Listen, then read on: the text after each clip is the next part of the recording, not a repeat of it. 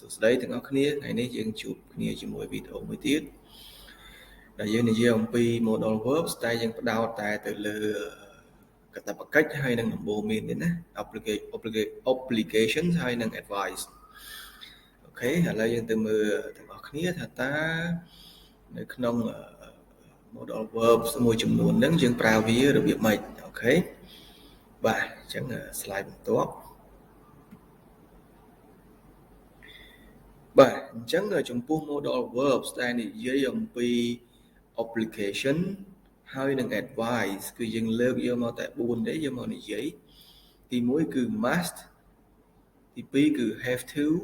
ទី3គឺ should ហើយនិងទី4គឺ ought to បាទអញ្ចឹង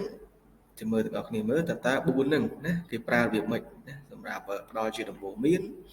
ឬក៏ដើម្បីបំពេញកាតព្វកិច្ចអីមួយណាបាទឥឡូវយើងតទៀត how to use them so how anyone knows if you know let me know in a comment okay let's start with must obligation must so how do we use it we usually use must to talk about obligations which come from the speaker so what does it meanវាមានន័យថាម៉េចណាយើងជាទូទៅឬក៏ជាធម្មតាយើងប្រើ must ដើម្បីនិយាយអំពីកាតព្វកិច្ចមួយដែលភាគច្រើនណាកាតព្វកិច្ចហ្នឹងគឺត្រូវបានបង្គាប់បញ្ជាឬក៏ណាបង្ហាញឬក៏ប្រាប់ដោយអ្នកនិយាយផ្ទាល់ឧទាហរណ៍ you must speak English in class ណាអញ្ចឹងមានន័យថាកាតព្វកិច្ចដែលយើងទទួលបានហ្នឹងគឺយើងទទួលបានពីណាណាពី speaker ពីអ្នកដែលនិយាយប្រាប់យើងនឹងតែម្ដងណាអញ្ចឹងយើងហៅថា obligation ណាកាតព្វកិច្ចដែលយើងត្រូវធ្វើនៅក្នុងថ្នាក់គឺនិយាយភាសាអង់គ្លេសអូខេបាទឥឡូវយើងទៅមួយទៀតយើងមើលទម្រង់វាមើលអូខេពាក់ព័ន្ធទៅនឹងទម្រង់ណារាល់ modal verb ទាំងអស់ណាគឺយើងមានទម្រង់វាមួយជាក់លាក់ឧទាហរណ៍ទម្រង់ស្របឬក៏ positive form យើងមាន subject យើងមាន must បូកជាមួយនឹង verb ហើយ verb នោះទៀតគឺជា verb infinitive without to អូខេមានន័យថាជា verb ខ្ទង់ទី1ឬក៏ verb ដើមកិរិយាសព្ទដើមដែលអត់ត្រូវការ to ណាអូខេ example you must go to school today see អញ្ចឹងបន្ទាប់ពី must មកគឺ go ណា must នេះគឺជា modal verb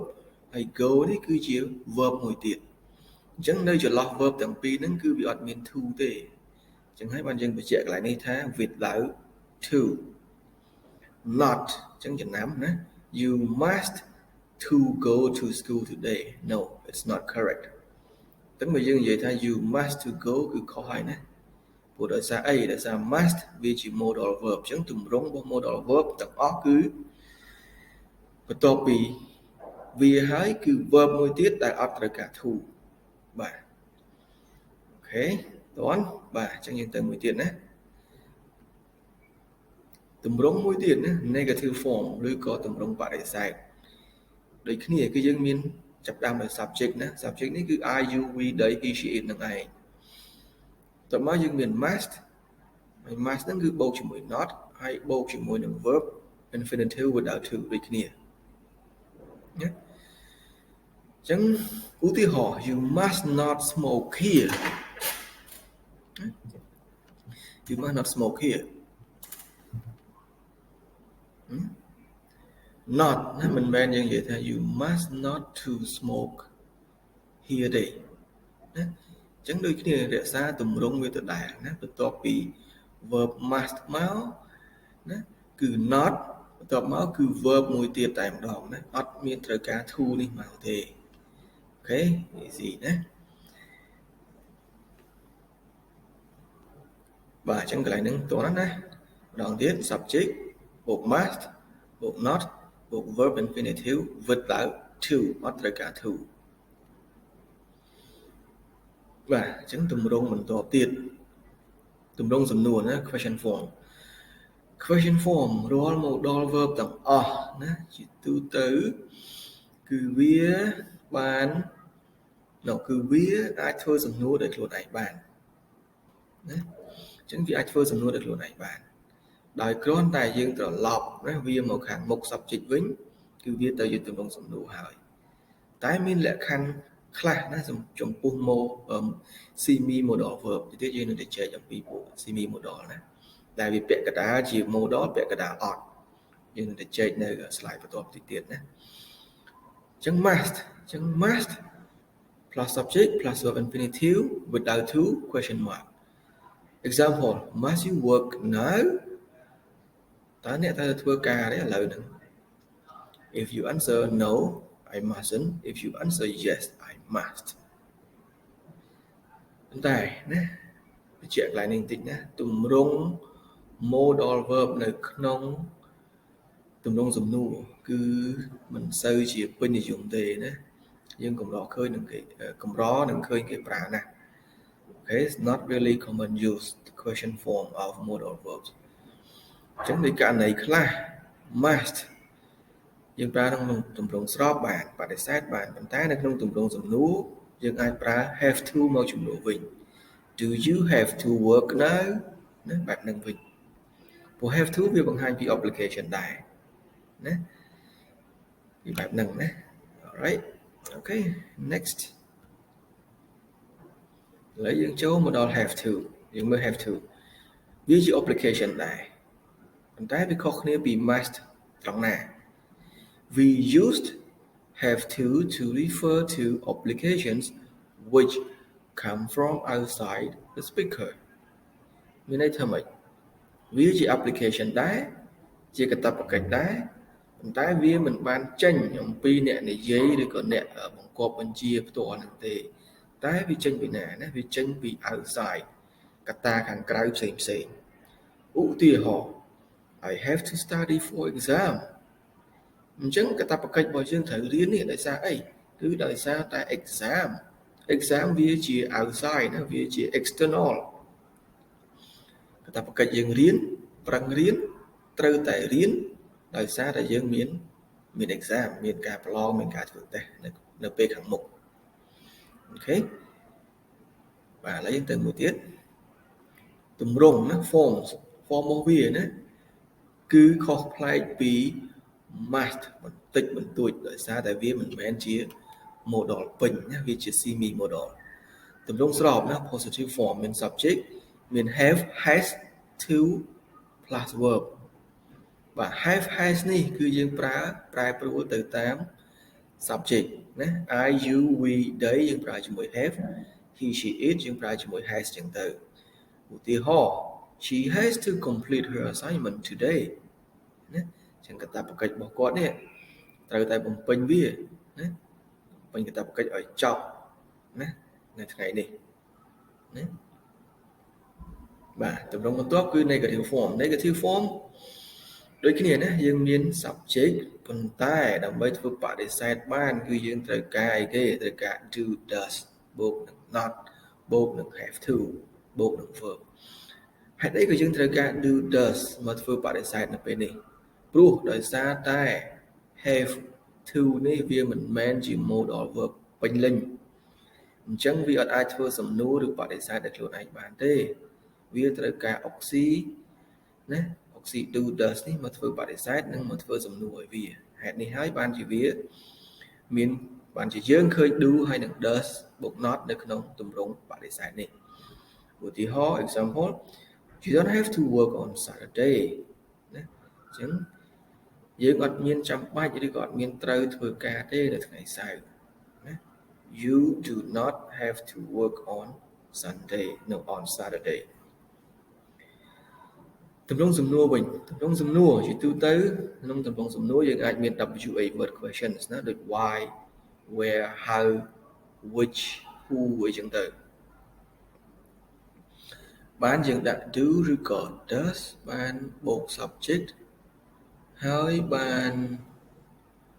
បូកជាមួយនឹង have to ហើយបូក verb ណាអញ្ចឹងទម្រង់វាគឺត្រូវមាន oxy មកធ្វើសំណួរមកបង្កើតសំណួរឲ្យវាឧទាហរណ៍ Why do you have to take your hat off? Hãy thấy có dân thử cả đọc mũ. Cái tập cách mà dân thử đọc mũ. Does she have to work on the weekends? Ta có đang thử được thử ca này ngay trong sapada. Yes, she does. Rồi còn no, she doesn't. Anh ấy chỉ short form nữa. Và short answer. Bây giờ vì admin WH word question, tụm đông nắng cứ chưa tụm đông sầm nổ bật. Chẳng bà sân như tụm đông sầm nổ bật. Trong lai dưới cứ bàn tái. Yes, rồi còn no thế. Yes cứ yes, she does. No cứ she doesn't. Và nắng tụm đông sầm nổ. Ok, là những từ mục mũi tiết. Advice, bà những chỗ đó advice. Chẳng advice cứ những pra cho mỗi should. We often use should to give advice and make suggestions. Những pra should cho tu tới đàm bấy. Đo đồng bộ miếnឬក៏ស្នើណាស្នើសុំឲ្យធ្វើអីមួយឧទាហរណ៍ They should come to class early ណា So we give advice ណាពួកគេគួរតែមកថ្នាក់ឲ្យបានលឿនណាយើងផ្ដល់ជាដំបូន្មានឬក៏យើង make suggestions ណាឲ្យមកថ្នាក់ឲ្យលឿនមកកុំឲ្យយឺតយើងខកមេរៀនអូខេបាទតម្រងវាវិញណាតម្រងវាវិញគឺដូចជាមួយនឹង must បិទដោយសារវាជា modal verb ពេញលេញអញ្ចឹង subject បូក should បូក verb infinitive វត់ឡើង to example you should study harder ណាយើងឲ្យដំបូន្មានគួរតែខំរៀនតិចទៅ not you should to study harder no អញ្ចឹងយើងអត់ត្រូវការ to នេះមកទេអូខេតទៅទៀតNegative form គឺយើងដូចគ្នាជាមួយនឹង must ដែរ subject should plus not verb infinitive without to example you should not stay up too late you should not stay up too late អត់អ្នកមិនគួរនៅដល់យប់ជ្រៅពេកទេបាទ not you should not to stay ណាយើងអត់ប្រើ to ទេណាកុំប្រើ to អូខេតម្រងបន្ទាប់ទៀតណា question form Question form ពីទូទៅយើងមាន WH word ជា optional ណា optional ឬក៏ជាជំរើស should យើងដាក់វាមកខាងមុខមកបន្ទាប់មក subject បន្ទាប់មក verb infinitive without to Example Why should we play that game Should we tell them to stop Yes we should No we shouldn't បាទ Why should we play that game អញ្ចឹងយើងគ្រាន់តែលើក should មកដាក់មុខ subject មកវាទៅជាទម្រង់សំណួរដោយហើយស្វ័យប្រវត្តិវាជា modal verb ពេញលេញបាទយើងទៅទៀត advice ដូចគ្នាប៉ុន្តែយើងប្រើ out to អញ្ចឹងតើវាខុសពី should ត្រង់ណាវាខុសពី should ត្រង់ណាយើងមើលទាំងអស់គ្នាណា out to is the semi modal verb because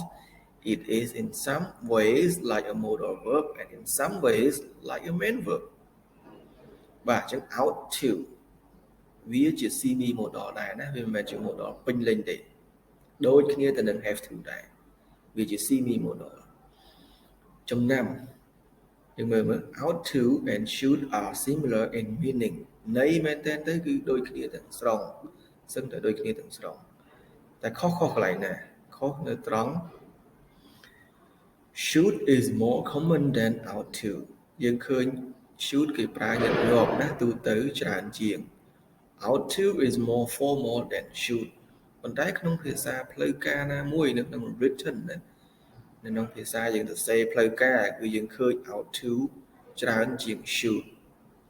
អូខេអញ្ចឹងបញ្ជាក់ដល់ទៀតណា should គឺ commonly used out to is more formal អូខេបាទអូខេបាទអញ្ចឹងreference បាទអញ្ចឹង reference យើងប្រើ Cambridge ណាជាគោលដើម្បីយកមកសិក្សានៅក្នុងមេរៀននេះដែល Cambridge យើងដឹងហើយវាជា website មួយដែលយើងទទួលស្គាល់មកហើយណាកន្លែងដែលយើងប្រើវាជាគោលក្នុងការសិក្សាភាសាអង់គ្លេសអូខេបាទអញ្ចឹងមេរៀនវេយ្យាករណ៍ថ្ងៃនេះគឺមានតែប៉ុណ្្នឹងអរគុណច្រើនសម្រាប់ការតាមដានហើយបើសិនជាមានចម្ងល់ឬក៏កន្លែងណាមិនទាន់មិនយល់ឬក៏លឿនពេកសូមសរសេរនៅក្នុង comment នៅខាងក្រោមណាហើយខ្ញុំព្យាយាមឆ្លើយតបនៅក្នុងវីដេអូបន្ទាប់បាទដូច្នេះគឺអរគុណណាសម្រាប់ការតាមដានជួបគ្នានៅក្នុងវីដេអូក្រោយបាយបាយ